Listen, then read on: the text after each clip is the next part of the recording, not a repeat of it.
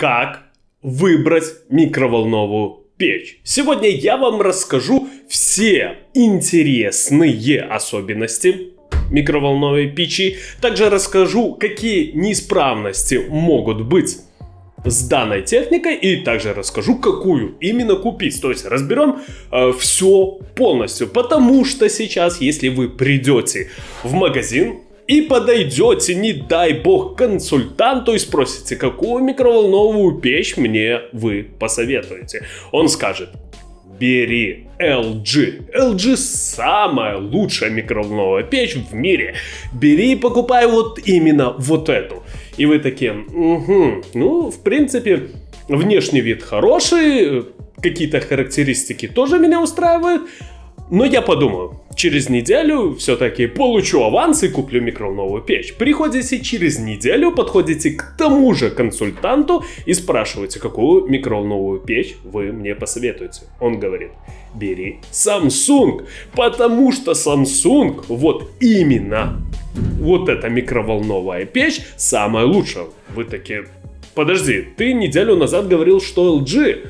Он такой: ну это неделю назад, а сейчас лучше Samsung. Так вот, чтобы таких нюансов не было, потому что, чтобы вы понимали, в каждом магазине есть перечень, какие продукты они должны продвигать. То есть, например, Samsung платит магазину, допустим, $1000, чтобы они продали там 10 тысяч микроволновых печей. Именно вот этих. И все они стараются впихнуть эти микроволновые печи как можно быстрее и всем покупателям. Так вот, то есть вы сразу, прежде чем прийти в магазин, вы все-таки посмотрите какие-то видео и для себя решите, какую именно микроволновую печь вы себе думаете купить. А теперь поподробнее. С вами канал Техноум. Поехали! Для начала, что хочется отметить, это какую микроволновую печь вы хотите купить по объему. То есть сейчас на рынке очень много микроволновых печей, которые имеют разнообразный объем. То есть самая минимальная, если мне не ошибает память, это микроволновая печь с объемом 12 литров. Самая максимальная 53. Но для себя вы должны понять, что идеальный объем является 25 литров. Почему так? Потому что вряд ли вы купите себе вот такую большую микроволновую печь и будете разогревать, например, кастрюлю супа. Нет, это так не происходит. В основном люди покупают микроволновую печь, чтобы поставить обед, разогреть и поесть. Все, вы не будете греть там бешеную индоутку или, не знаю, какого-нибудь маленького хрюка туда вы засунете. То есть этого в основном не происходит. Да, если вы покупаете микроволновку, например, на какое-нибудь производство маленькое, шаурмы или так далее, то да, можете купить себе объемом больше. А если вы покупаете микроволновую печь именно для домашнего использования, 25 литров идеальный объем. Тип микроволновки. Есть микроволновка простая, соло. Вот, она выглядит точно так же. Также в микроволновке встраивают тен, или так называемый, то есть для гриля. Также есть микроволновки с конвекцией. Что это такое? Это когда воздух при нагревании циркулирует по всей микроволновой печи.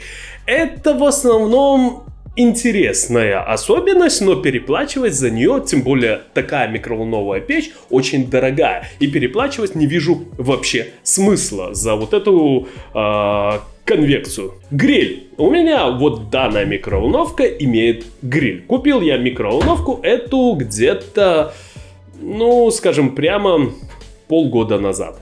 Сколько я раз использовал гриль? Нисколько. Гриль есть двух типов. Это теновый и кварцевый. Теновый — это такие трубки простые. А кварцевый, он расположен вверху микроволновой печи, закрытый. Какой лучше, выбирайте сами. Но скажу сразу, что данная функция практически бесполезна. Ну, если вы думаете переплатить, например, $50 за гриль и будете грилить курицу каждый день, то такого не произойдет. Потому что я говорю, что данной функцией практически никто не пользуется. То есть переплата, на мой взгляд, нецелесообразна. Покупаем простую микроволновую печь. Самое главное, чтобы она была качественная. Мощность тут уже разбежка большая. То есть вы должны понимать, чем мощнее микроволновая печь, чем быстрее она будет разогревать вашу пищу. Сейчас на рынке есть мощность 500 и, на мой взгляд, золотая середина это 1100-1300 ватт. Но тут есть одна особенность. Чтобы вы понимали, например, микроволновая печь имеет мощность 800 ватт.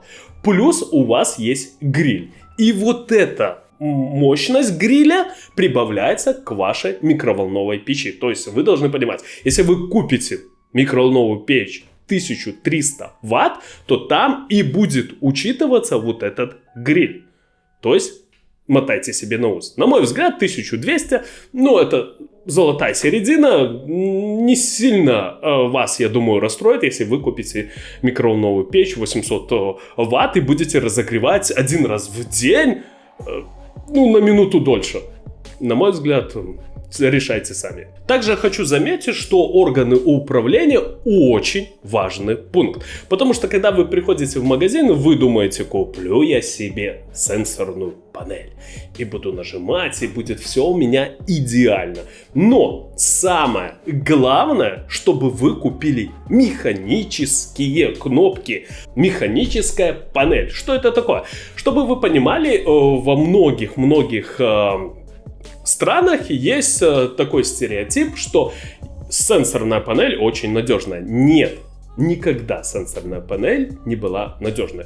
То есть самый надежный механизм это простой механические крутелки или, как мы видим тут, совмещение крутелки и простые кнопки, которые вы должны нажимать. Вот это самое классное. Почему это так важно? Потому что если у вас выйдет из строя сенсорная панель, то купить ее или заменить вы не сможете никогда, потому что производитель с каждым годом выпускает новую модель, и вот эта сенсорная панель, она меняется.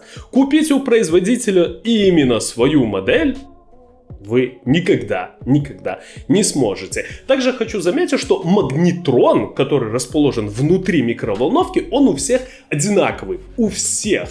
То есть он запускает волны, молекулы воды у нас двигаются и тем самым нагревают пищу. Он у всех одинаковый. Но чем крупнее бренд, чем круче производитель, там более качественные материалы. Потому что, например, прийти к производителю Samsung и продать какой-нибудь ГЭП не сможет ни одна компания, потому что они проверяют это все, потому что у них есть исследовательский центр, это все проходит всякие сертификации и так далее. После этого они покупают эту деталь. То есть выбираем всегда качественный, проверенный бренд.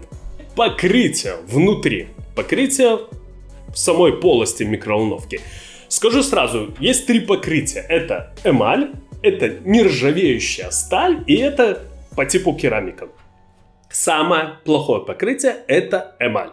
Самое лучшее покрытие это нержавеющая сталь. Но самое, на мой взгляд, идеальное покрытие это керамика. Объясняю почему. Эмаль, как вы знаете, у всех есть такие кастрюли эмалированные, и вы думаете, да вон она служит мне 100 тысяч лет, и я куплю микроволновую печь именно с эмалью. Но вы должны понимать, что данный продукт уже не на таком хорошем уровне, как было в СССР.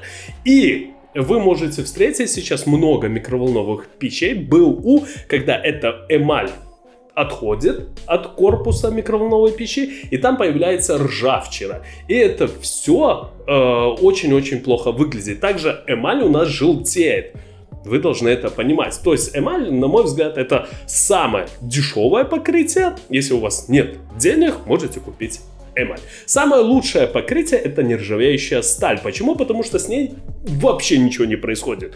То есть нержавеющая сталь, она не ржавеет, она может воздействовать любым механическим воздействием, можете мыть ее со щеткой, я не знаю, с чем угодно, с ней ничего не происходит. Но такие микроволновые печи в основном покупают профессионалы, которые занимаются именно готовкой еды. Самый идеальный вариант — это керамика, как вы видите в данной микроволновой печи. Почему так? Потому что это более новый продукт.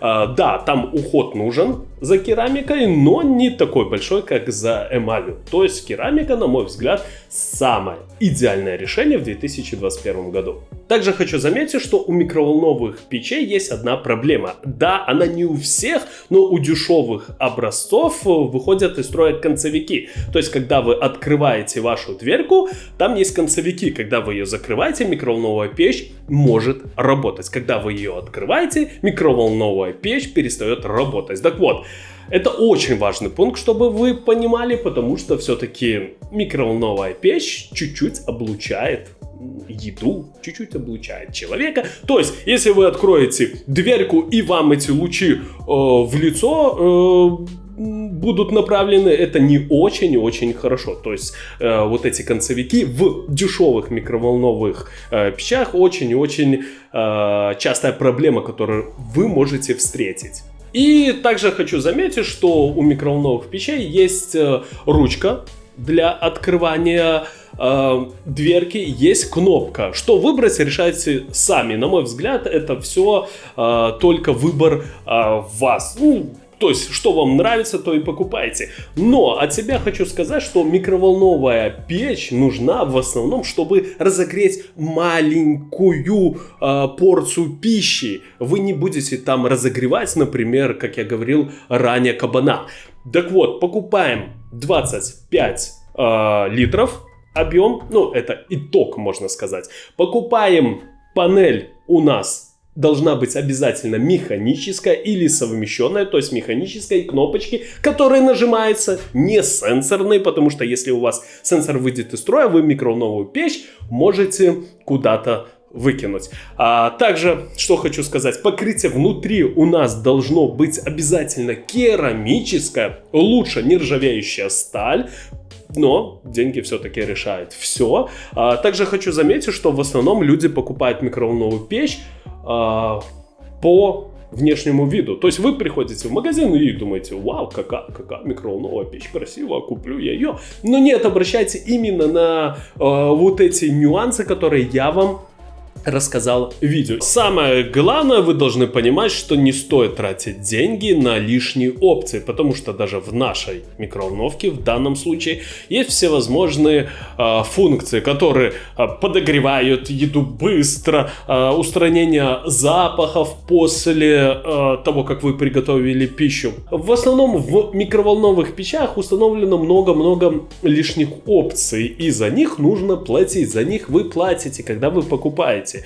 Чтобы вы понимали, есть множество классов микроволновых печей. То есть, если вы возьмете самый дешевый Samsung и самый дорогой, и возьмете какой-нибудь, я не знаю, там, Гайер, самый дешевый и самый дорогой, Гайер — это псевдо-китайская компания, придумана мной сейчас, то всегда самый дорогой китайский продукт не будет лучше, чем микроволновая печь от компании Samsung, самая дешевая. Почему так? Потому что, как я говорил ранее, там будут очень и очень хорошие детали. Вот и все. С вами был канал Техноум. Кому понравилось видео, ставим лайки, подписываемся на канал. Всем спасибо, всем пока.